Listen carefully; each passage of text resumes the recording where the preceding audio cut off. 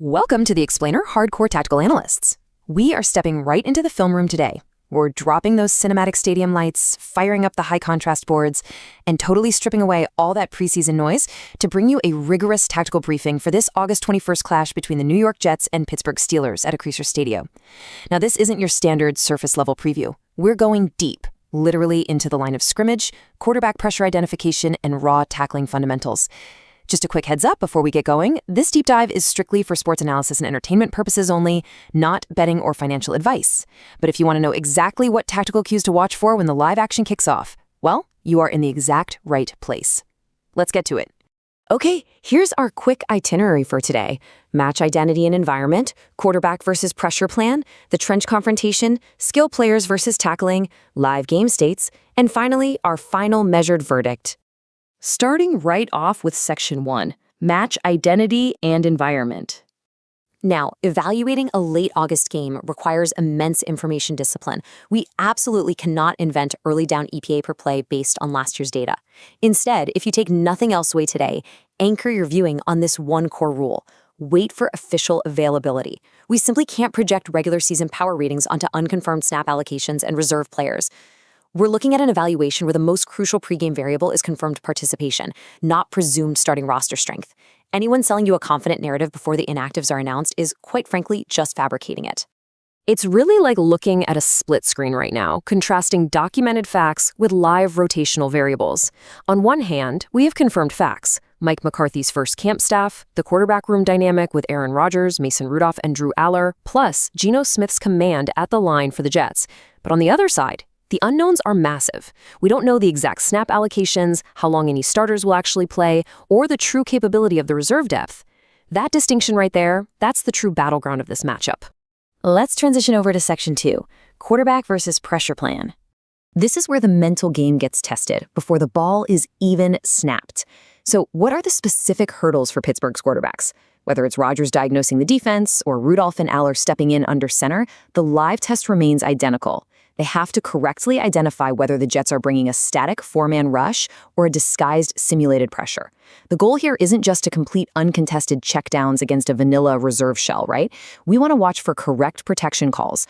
Are they finding hot throws before the rush hits? Are they avoiding forced interceptions when the coverage disguises itself? Flipping the script to the Jets' rotation. Official camp previews have heavily highlighted Geno Smith's pre-snap communication. But the real question is, how will he and the reserve QBs navigate Pittsburgh's disguised split safety and single high coverage shells?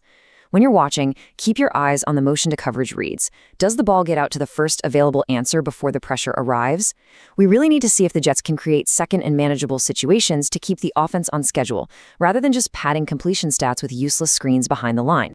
And honestly, you can pretty much ignore the empty completion volume of a scripted opening drive. Those first 3 meaningful third downs, that is your true tactical compass. That is where you want to strictly chart pressure timing, pocket maneuverability, and sack avoidance. Sometimes a throwaway decision is actually the absolute smartest play on the board to protect field position. All right, moving down into the dirt, Section 3, the trench confrontation. This is where the actual physical superiority of a team's rotational depth gets fiercely tested in the A and B gaps. Let's break down these crucial line of scrimmage objectives.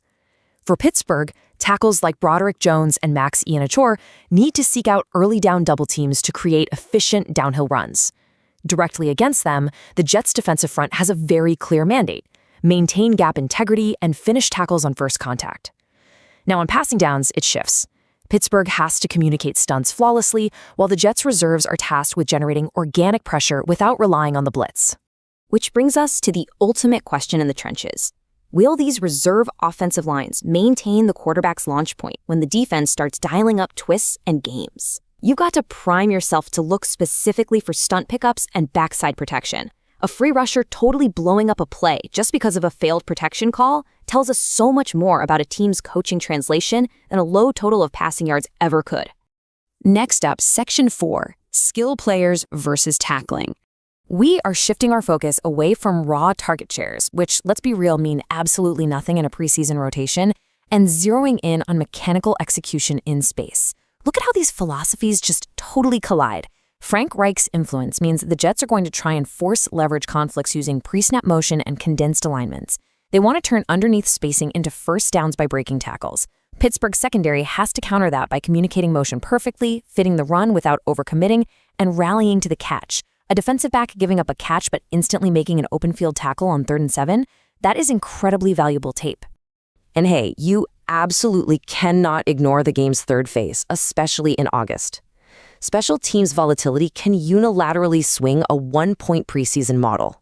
Because roster bubble decisions are heavily weighted right here, these units play fast and sometimes recklessly. You have to actively separate starting field position from actual offensive drive efficiency. If an offense punches it in after a muffed punt hands them the ball at the 12-yard line, that's not exactly evidence of a sustainable red zone juggernaut, right? Watch for clean snapping, punt operation time, and return lane discipline. Those are the true transferable signals of a well-coached roster. All right, moving to Section 5, live game states. Think of this timeline as your personal viewing guide for the night, so you know exactly how to adjust your analysis as the quarters tick by. In the first quarter, hold off on any broad declarations until you identify the actual active QBs and those first 2 offensive line groupings. Once we hit the second quarter and rotations happen, chart those third down distances. Are teams constantly staring down 3rd and 8? Scrutinize the perimeter tackling. By the fourth quarter, you're monitoring reserve clock mechanics and watching if a coach's punt versus 4th down choices reflect regular season aggression or if they're just gathering roster evaluation data. So let's break down how to actually evaluate these in-name situations. If either team jumps out to an early lead, evaluate it strictly based on sustained early down success and clean protection. An exhibition lead is super volatile. It can vanish the second a positional rotation shifts. The team that successfully protects an advantage will do it through clean center quarterback exchanges and relentless tackle discipline, not by checking the ball deep in desperation. And in a one-score fourth quarter, it all comes down to turnover avoidance. Who is still winning their one-on-one pass rushes when the game is actually on the line? And finally, Section 6, final measured verdict. We are bringing this tactical breakdown to its logical conclusion with our data constraint projection. Take a look at these model probabilities. They are literally dead even. Steelers win at 49.7%, Jets win at 49.7%, with a tiny 0.6% chance of a regulation tie. Remember, these symmetric probabilities reflects the massive rotational uncertainty of preseason football.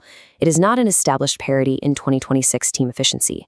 Without confirmed participation plans, taking a hard side pregame is basically just betting on a blind rotation.